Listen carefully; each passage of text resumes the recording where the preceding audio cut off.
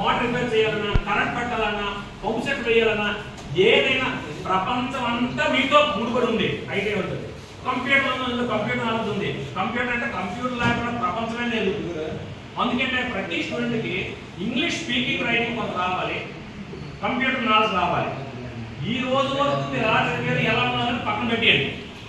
ఒక నిర్ణయం తీసుకోండి, నేను సక్సెస్కి వెళ్తాను, ఒక 2, 3, 4, 5 ఇయర్స్తో నా కెరీర్ మార్చుకుంటాను.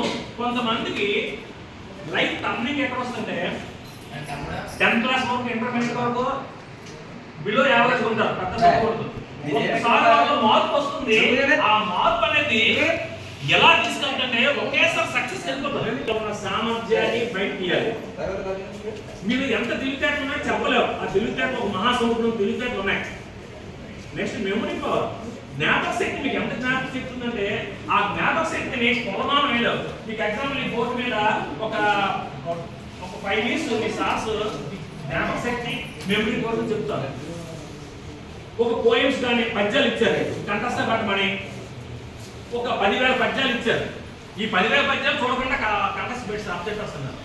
మీ జ్ఞాపక శక్తి ఎంత వచ్చండి? మీ బ్రెయిన్లోని జ్ఞాపక శక్తి 1 kg ఆవాలు ఉంటుందాం. 1 kg ఆవాలంతా జ్ఞాపక శక్తి ఉంది.